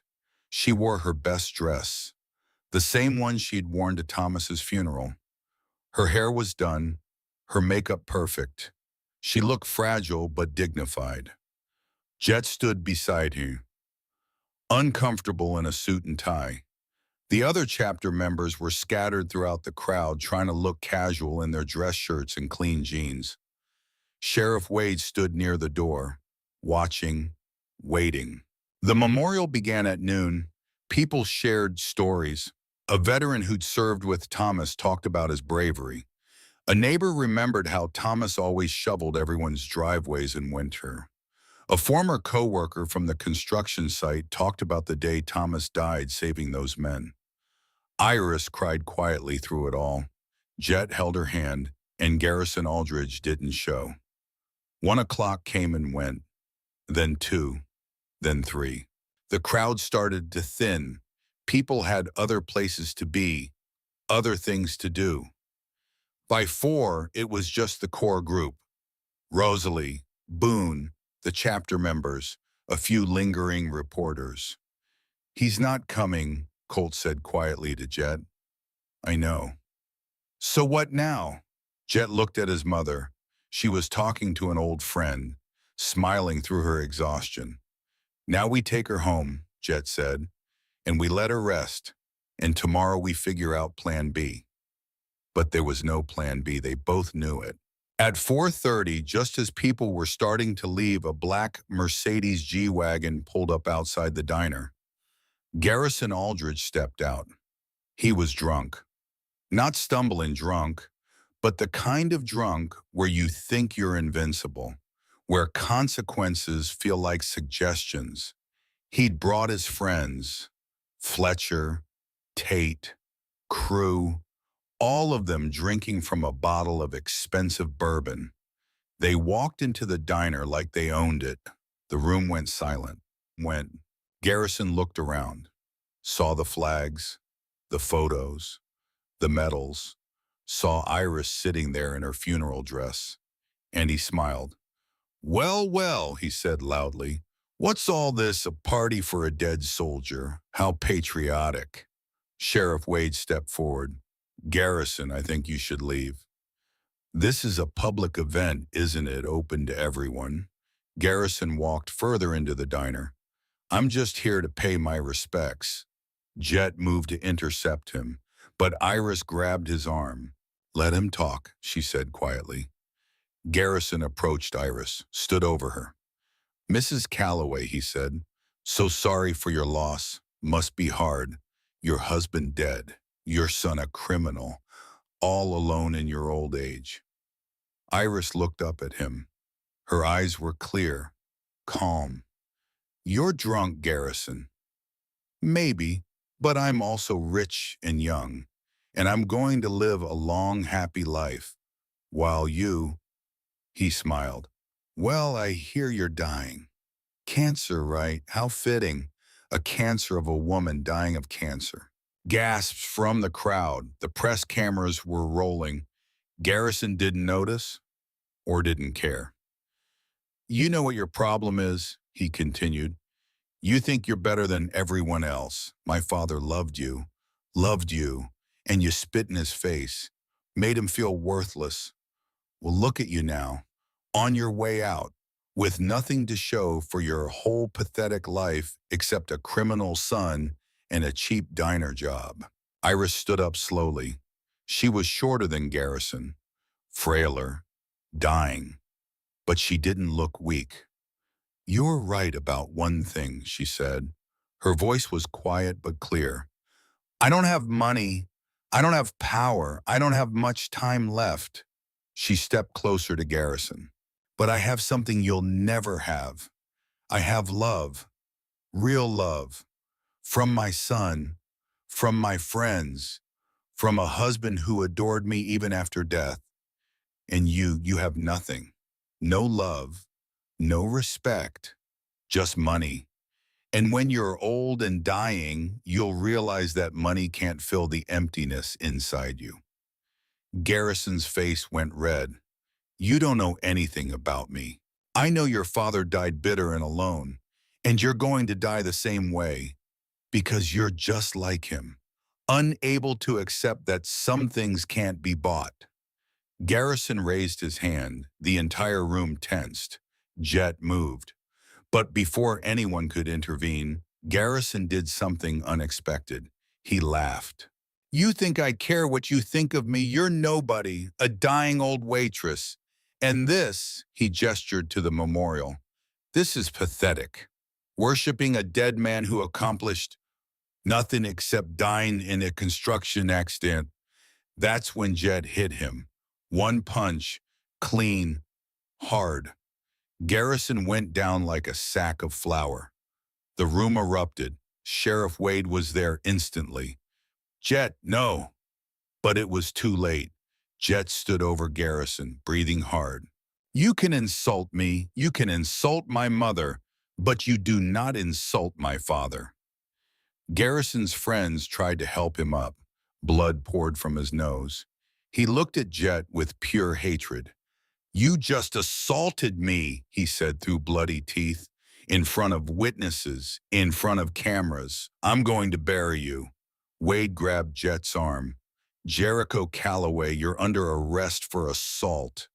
Jet didn't resist. Held out his wrist for the cuffs. Iris was crying. No, no, Jet, please. It's okay, Mom, Jet said as Wade cuffed him. It's going to be okay. But it wasn't okay. Garrison was already on his phone calling his lawyers. And Jet knew that this time there was no way out. He'd finally done exactly what Garrison wanted, given him the justification to destroy him. The county jail holding cell smelled like sweat and desperation. Jet sat on the metal bench head in his hands. Through the bars, he could see Wade's office. The sheriff was on the phone, arguing with someone. Probably the DA. The door opened. Colt walked in, his face grim. Garrison's lawyers are pushing for maximum charges, Colt said. Assault in the first degree. They're saying you attacked an unarmed man without provocation. He provoked me. He doesn't matter. The video shows you throwing the first punch. That's assault. I know. You're looking at 5 to 10 years, Jet. And that's if the judge is lenient. Jet leaned back against the cold concrete wall. How's my mother? Devastated. Rosalie took her home. She's not doing well. The cancer, the heartbreak. She watched you get arrested again, just like she was afraid of. Jet closed his eyes. I fucked up. Yeah, you did. I should have walked away. Should have let Garrison talk. But when he insulted my father, I know. I would have done the same thing. We all would have. But that doesn't change what happens next. What does happen next? Colt was quiet for a moment. Wade's trying to cut you a deal. Plead guilty to simple assault. Do 6 months county jail instead of 5 years state prison. But Garrison's lawyers are resisting. They want you gone. Permanently. They'll get their wish. Jet, it's over, Colt. I lost. Garrison won. Story of my life. The door to the holding area opened again. Sheriff Wade walked in, followed by someone Jet didn't expect. Garrison Aldridge, his nose was bandaged, his eye was black. He looked like hell, but he was smiling. I'll give you 2 a minute, Wade said, then left. Garrison stood outside the cell looking in. Comfortable, he asked. Jet didn't respond. I wanted to see you like this, behind bars, powerless. It's very satisfying. Say what you came to say, Garrison. I came to offer you a deal. That got Jet's attention. What kind of deal? You confess publicly. You stand in front of cameras and admit that you've been harassing me, that you threatened me, that everything I've said about you is true.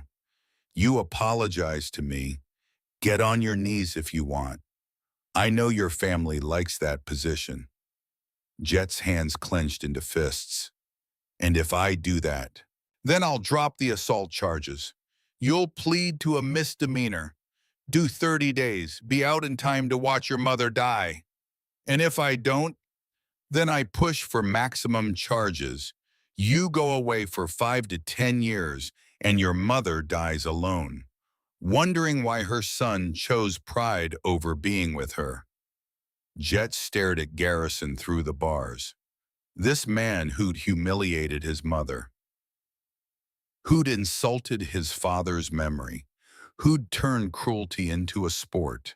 And he realized Garrison had won, not because he was stronger, not because he was smarter, but because he had something Jet didn't. Tame. Iris didn't have 5 years. She probably didn't even have 5 months. If Jet fought this, if he refused to bow, he'd lose the only thing that mattered, the chance to hold his mother's hand when she died. I need to think about it, Jet said. Garrison smiled. You have 24 hours. After that, the offer expires, and you go away for a very long time. He turned and walked out. Colt looked at Atketon. You're not actually considering this. What choice do I have? You fight. We get lawyers. With what money? Garrison has millions. We have a clubhouse and some motorcycles. This isn't a fight we can win. So you're just going to let him humiliate you after everything? Jet looked at his hands, scarred, rough.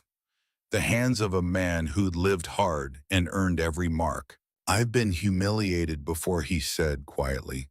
I can handle it. What I can't handle is my mother dying alone while I'm in prison because I was too proud to bend.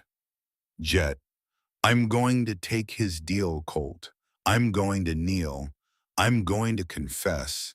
I'm going to give Garrison everything he wants.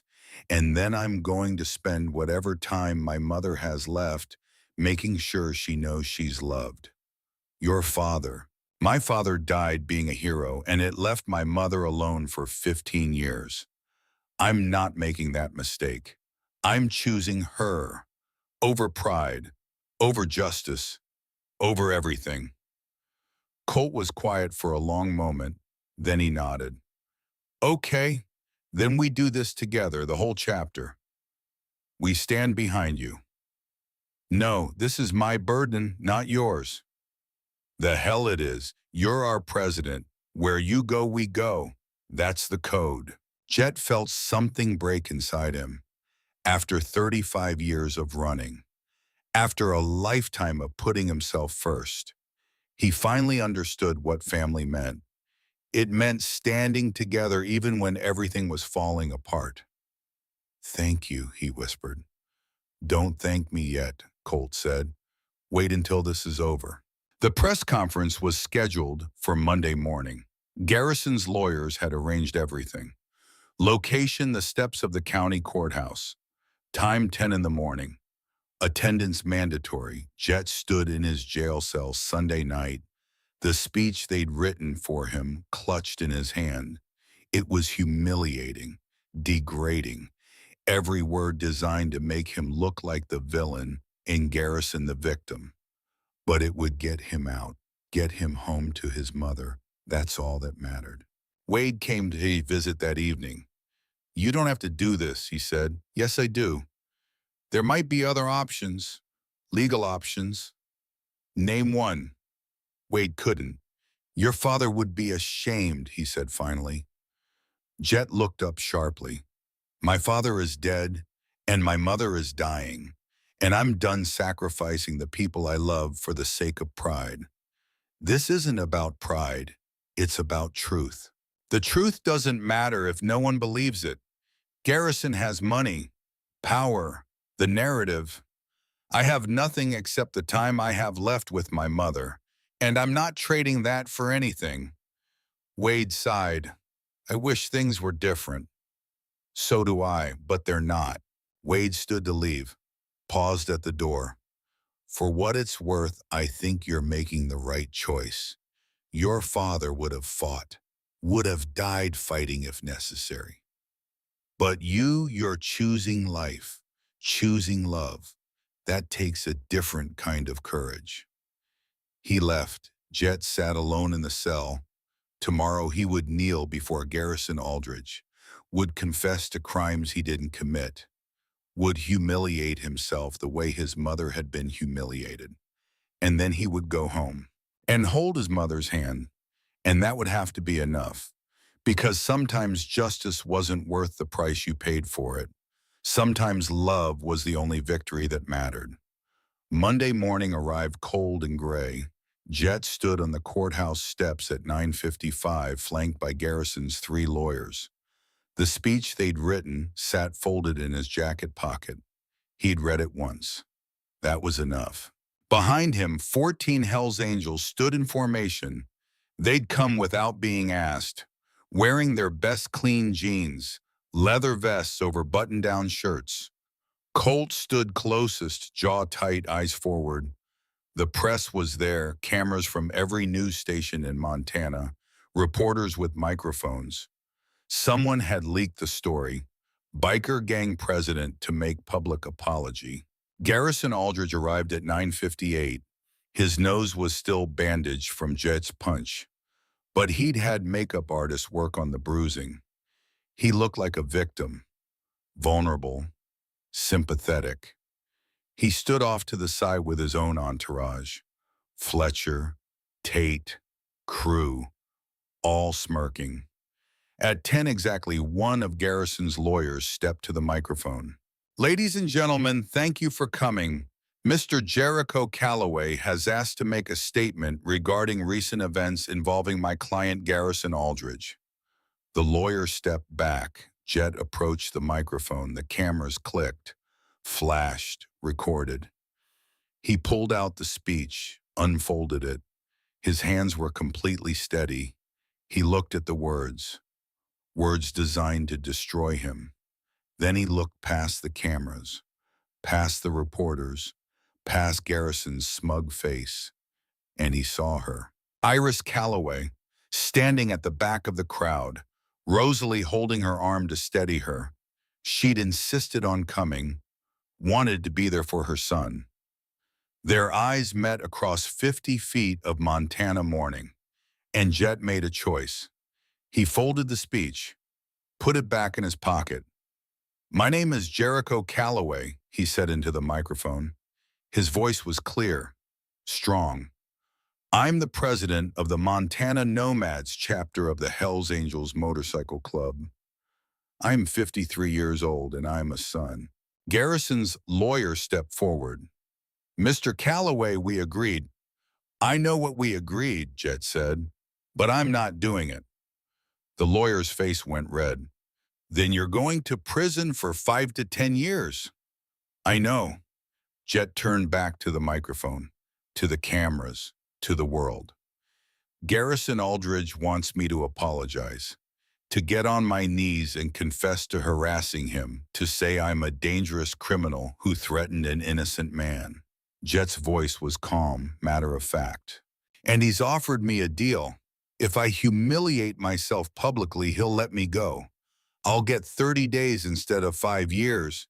I'll be free to spend my mother's last weeks with her before the cancer takes her. Gasps from the press. Cameras swiveled to Iris. But I'm not taking that deal, Jet continued, because my mother taught me something.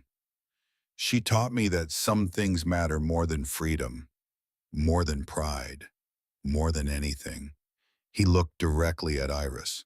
She taught me that truth matters, even when it costs you everything. He turned to Garrison. Garrison Aldridge made my mother, a 76-year-old woman dying of cancer, kneel on the floor of her workplace and lick his shoe. He filmed it, posted it online, and when I came to ask him to apologize, he shot me 3 times. And now he wants me to pretend he's the victim. The press erupted. Questions shouted, cameras flashing. Garrison was shouting at his lawyers, his face purple with rage. Sheriff Wade was pushing through the crowd, but slowly, not rushing. Jet kept talking. I've done wrong things in my life. I've broken laws, hurt people. I ran away from my mother for 35 years because I was too much of a coward to face her. So yeah, I'm not a good man, but I'm not going to lie. Not for Garrison Aldridge. Not for anyone. He stepped away from the microphone.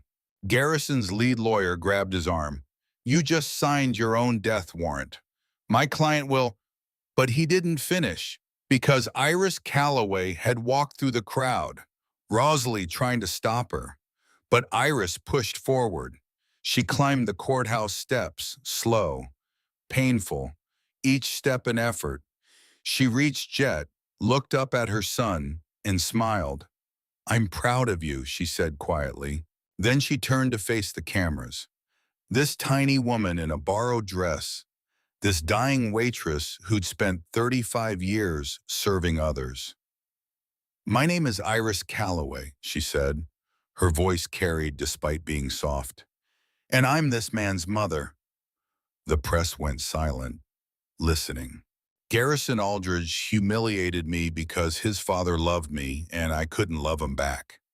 28 years of bitterness passed from father to son, and my son, my beautiful, stubborn, broken son, came home after 35 years to make it right. Tears streamed down her face. He made mistakes. He got angry. He threw a punch when he should have walked away. But he did it because he loves me. And I would rather have 3 more weeks with a son who loves me too much than 3 more years with a too afraid to stand up. She took Jet's hand. So if they take him to prison, I'll visit him every day I have left. And I'll die knowing my son finally came home. That's enough. That's more than enough. She looked at Garrison. You wanted to see me humiliated again. You wanted my son on his knees. Well, here we are. Take your victory. But know this, you'll spend your life with money. We'll spend ours with love. I know which I'd choose.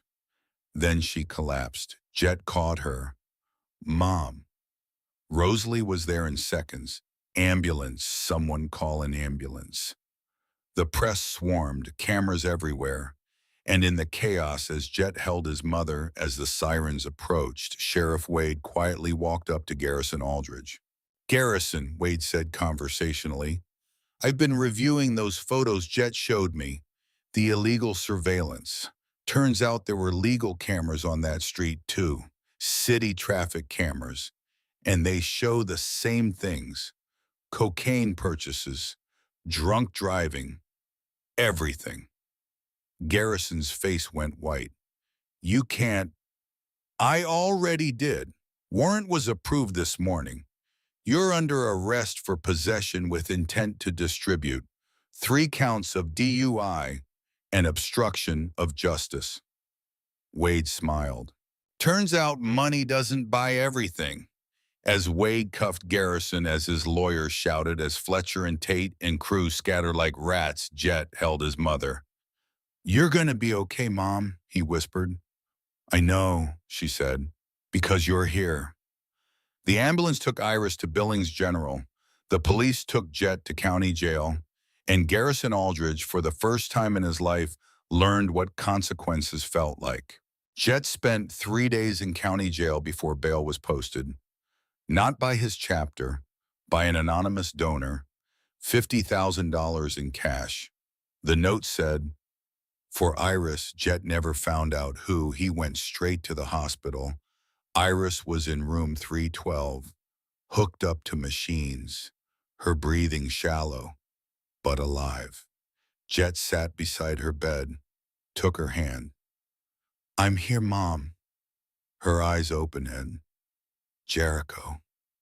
I'm sorry I got arrested. I'm sorry I... Stop.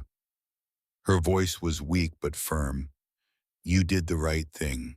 You stood up. You told the truth. I'm proud of you. Garrison's in jail. Wade arrested him. Drug charges. They're going to stick. Iris smiled. Good. Mom, I need to tell you something. What? I found something in Dad's things, letters he wrote to me. You said you were going to give them to me when I turned 18, but I left before you could. Iris's eyes filled with tears. The letters. I read them, all of them. And Mom, he loved me. He really loved me. Of course he did. I spent 35 years thinking he didn't, thinking I wasn't enough, but he said I was the reason he survived the war, that I made him want to be better. Jet was crying now, this man who hadn't cried in decades. I wasted so much time, Mom. So much time running from something that wasn't even real. Iris squeezed his hand. You're here now. That's what matters. How long do I have with you? The doctor had given Jet the update. 2 weeks, maybe 3. Long enough, Iris said. Long enough to say everything we need to say. Those 2 weeks were the most important of Jet's life. He moved into the hospital, slept in the chair beside Iris's bed. The nurses brought him blankets, coffee, turned a blind eye when he stayed past visiting hours. They talked about everything. Thomas, the early years, the hard years after he died, Jet's childhood, the mistakes they'd both made. Iris told him stories he'd never heard, about the day he was born, about Thomas holding him for the first time and crying because he was so happy, about the first word Jet said, the first step, the first day of school. Jet told her about his life, the chapters he'd built, the brothers he'd found, the roads he'd ridden, the woman he'd loved and lost in his 30s, the mistakes he'd made, the people he'd hurt. And Iris listened, never judged, just listened. On the 10th day, she asked him to read Thomas's letters aloud, all of them. So Jet did. He read about how much Thomas loved her, how proud he was of Jet, how he hoped his son would grow up to be a better man than him, how he was sorry for the darkness he carried from the war, how he was trying to be better. The last letter was dated the day before Thomas died. Jet, if you're reading this, I'm gone. I want you to know I died saving people because I wanted you to have a father you could be proud of. Not a broken veteran, a hero. I love you. Take care of your mother. She's stronger than both of us. Iris was crying. Jet was crying. He was proud of you, Iris whispered. Always. I wish I'd known. You know now. On the 14th day, Iris woke up at dawn. The sun was just coming through the hospital window. Jericho, I'm here, Mom. I need to tell you something. What? I forgive you for leaving, for staying away. For all of it, I forgive you, Mom. And I need you to do something for me. Anything. Forgive yourself and forgive Garrison. He's as broken as you were. He needs help, not hatred. I don't know if I can. Try. For me. Jet nodded. I'll try. Iris smiled. Good boy. She closed her eyes. I'm tired, Jericho. I know, Mom. Will you stay with me? Always. Will you hold my hand? I won't let go. Iris took a breath, then another, then another, each one slower than the last. I love you, Jet said. I love you so much. I know, Iris whispered. I always knew. And then she was gone. The machines beeped, then flatlined. Nurses rushed in, but Jet waved them away. He sat there holding his mother's hand as the sun rose over Montana. And for the first time in his life, Jet Calloway felt at peace. Because he'd come home, and he'd been there when it mattered. And that was enough. The funeral was 3 days later. The entire town showed up. The diner was closed. Flags at half-mast. Veterans in dress uniforms serving as pallbearers. Jet stood at the front, gave the eulogy. He talked about his mother's strength, her kindness, her capacity to forgive, her love that never wavered even when he didn't deserve it. He talked about her work, 35 years serving people with grace, how she made everyone feel seen, valued, how she remembered everyone's order, everyone's name. He talked about her love for Thomas, how she stayed faithful to a memory for 28 years because that's the kind of woman she was. And he talked about forgiveness, how she'd taught him that love was stronger than hate, that mercy was stronger than revenge. When he finished, there wasn't a dry eye in the church. They buried Iris next to Thomas, side by side, together again after all these years. Jet stood at the grave after everyone left, just him and the Montana wind. I'm sorry I took so long, Mom, he said, but I'm here now, and I promise I'll try to be the man you wanted me to be. He turned to leave and saw Garrison Aldridge standing 20 feet away. Garrison looked different, thinner, tired. The arrogance was gone. He wore plain clothes, no expensive watch, no designer labels. I'm sorry, Garrison said. I know I have no right to be here, but I needed to say something. Jet's hands clenched into fists, but he thought about Iris's last words. Forgive him. Talk. Garrison walked closer, stopped a respectful distance away. I went through my father's things, found his journals, read them all. He pulled out a worn leather book. He wrote about your mother, a lot, and I realized he was never angry at her. He was angry at himself for not being able to let go, for wasting his life on bitterness. Garrison's voice cracked.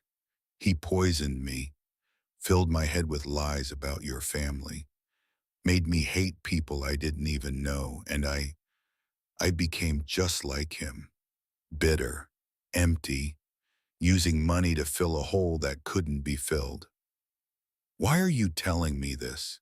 Because I can't take back what I did, but I can try to make it mean something. I started a foundation, the Iris Calloway Foundation, for terminally ill patients who can't afford care. I put in $30 million, half my inheritance. Jet stared at him. I'm also volunteering there, full time.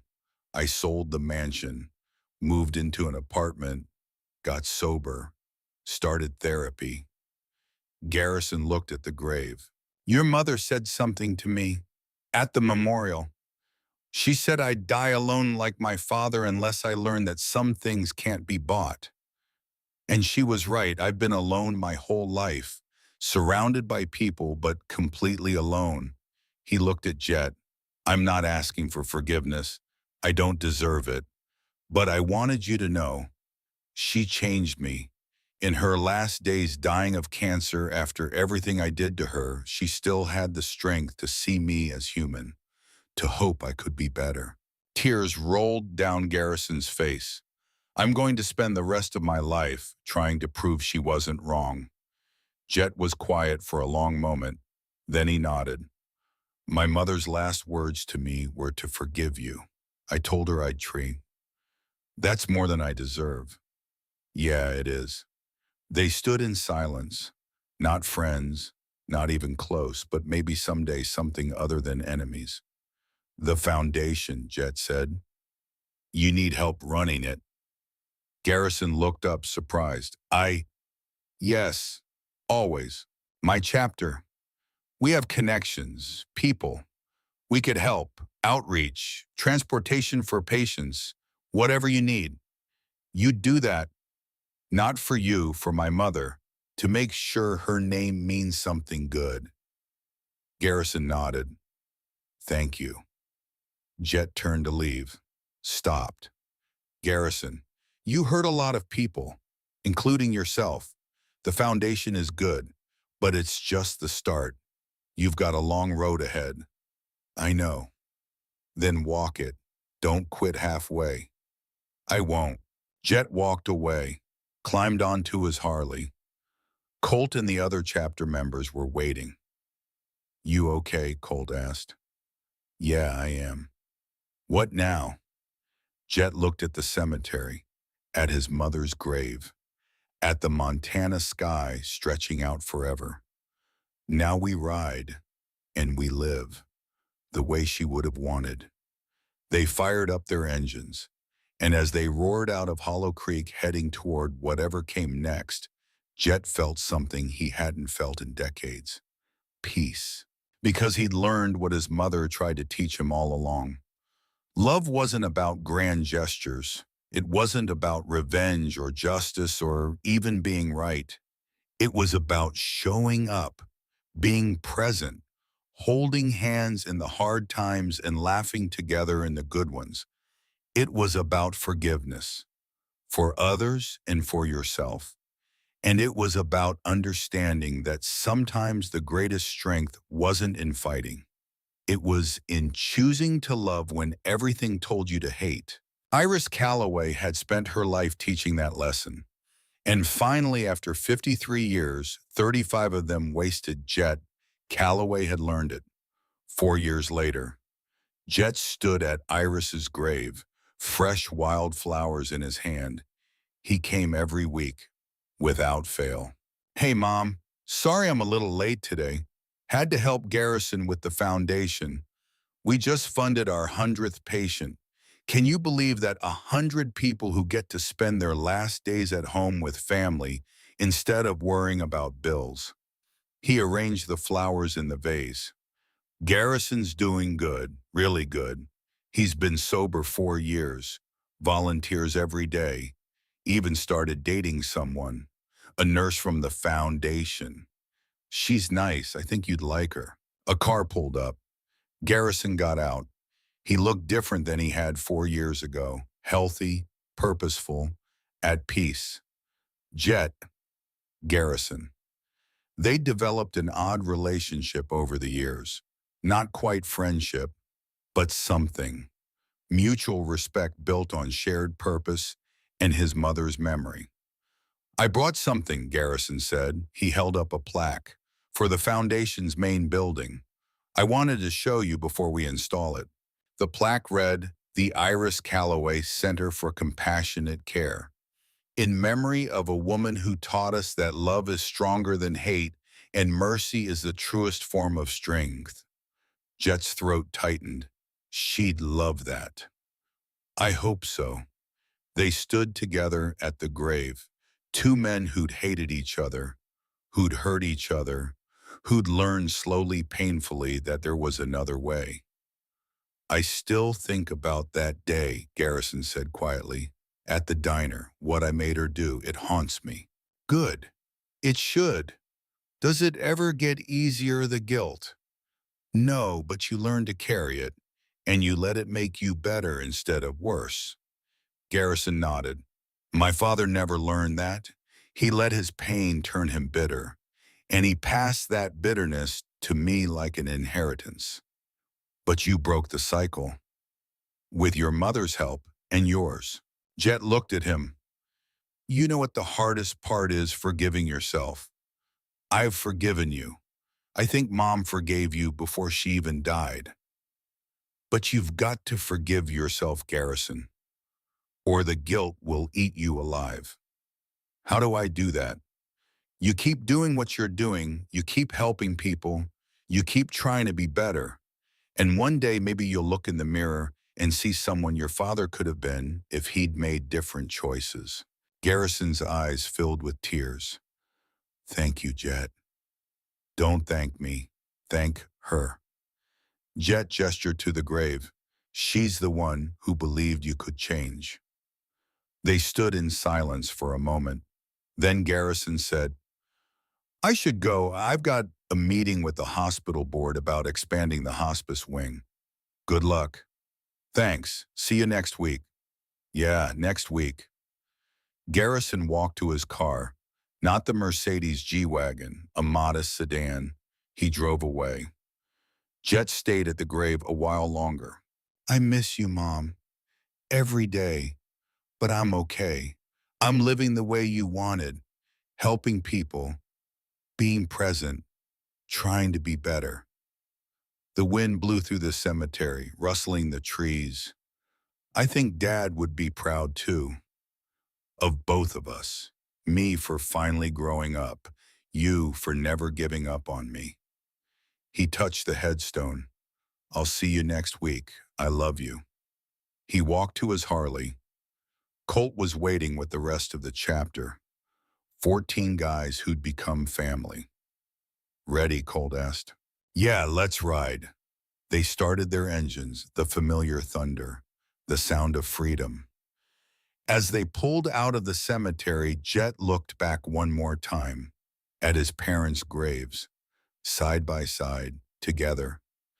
And he smiled, because he'd learned the most important lesson of all. Life wasn't about the mistakes you made.